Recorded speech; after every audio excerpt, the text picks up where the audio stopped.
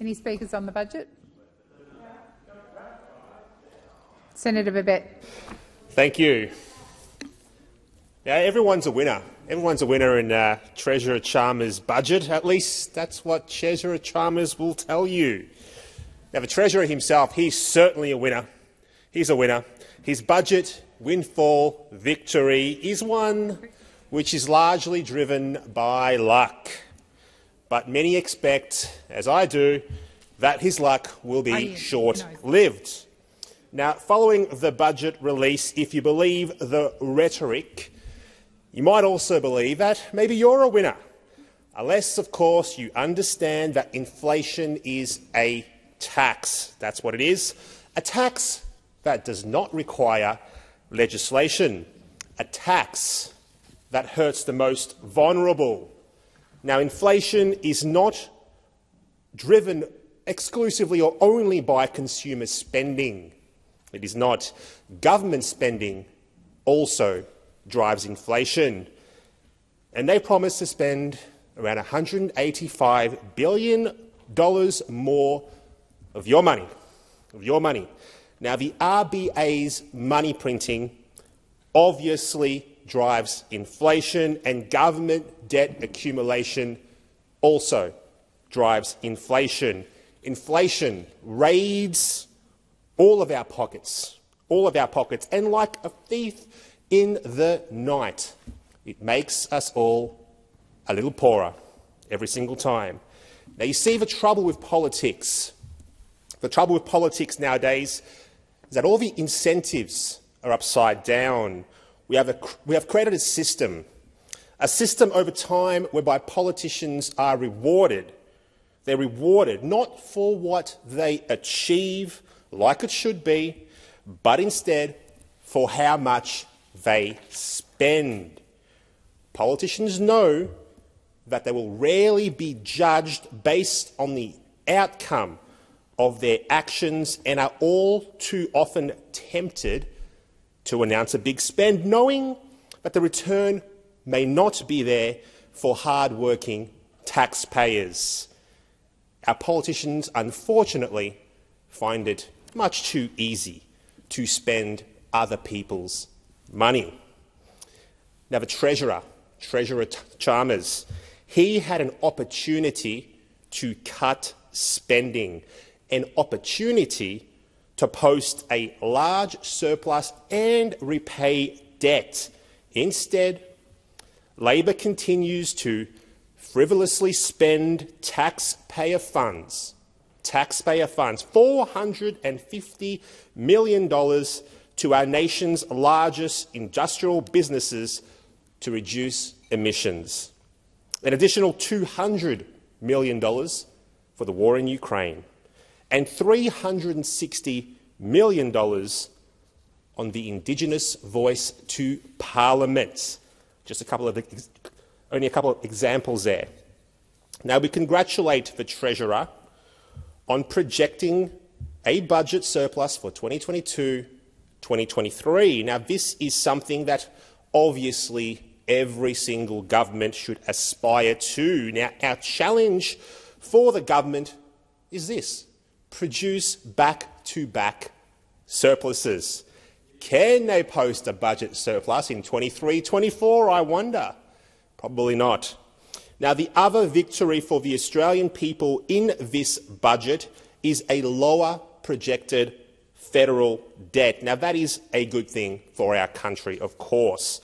Now, we urge the government to make a concerted effort to repay debt, because low debt, it is a youth policy. Higher debt means higher taxes for our kids. Now, our Treasurer, I think he is the luckiest Treasurer in history. He's pocketed an unexpected windfall that on the surface, makes him look rather competent. Low unemployment, higher than expected commodity prices, and high inflation have boosted the Treasurer's bottom line. Our farmers, our miners, they unfortunately don't get any thanks from the government. But it is these hard-working Australians who produce our minerals, our food, and that create real economic value. The blood, sweat and tears feed and literally clothe us. Our regional industries, you know what they do? They sustain and they build our cities. Now, the hidden but very painful tax of bracket creep is another key driver of the Treasurer's windfall. Bracket creep occurs when wage growth forces employees into a higher tax bracket. The brackets are fixed, and they do not increase in line with cost of living and wages.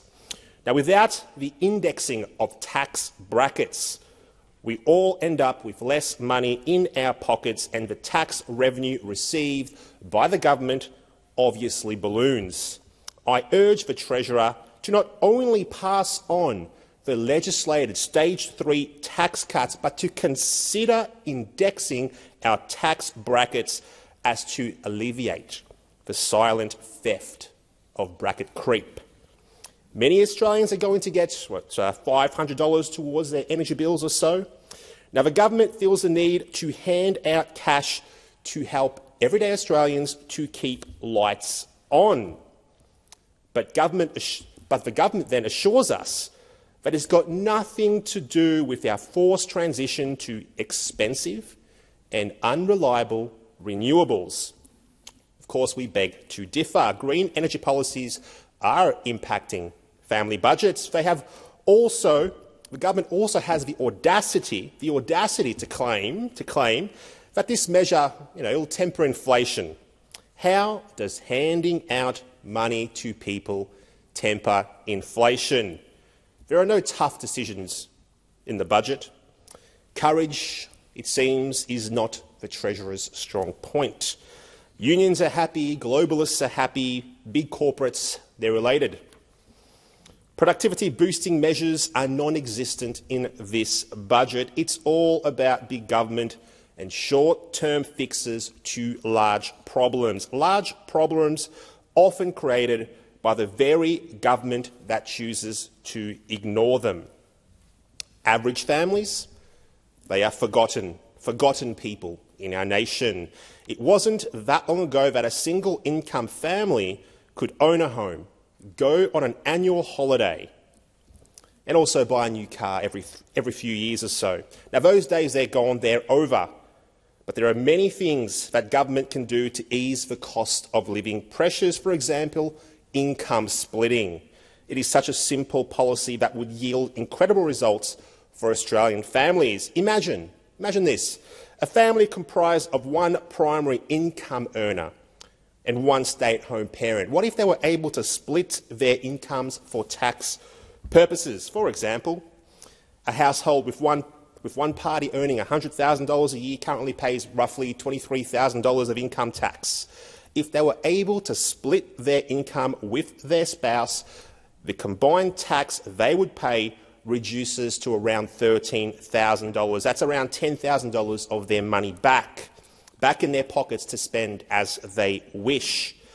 Treasurer Chalmers, this is the kind of family-friendly tax reform our nation needs.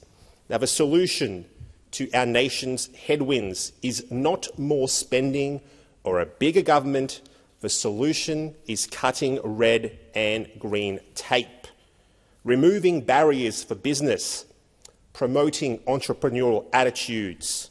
We must grow the pie so that everyone can eat, not just hand a slice of pie to a select few.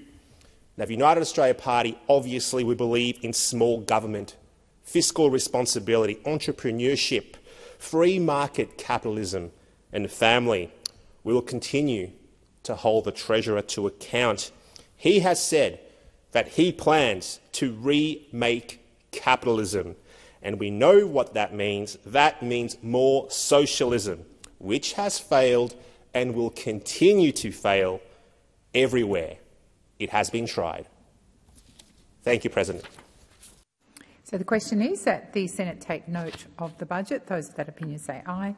Against, I believe the ayes have it. I propose the Senate now adjourn. Yeah, that's my kind of party. The United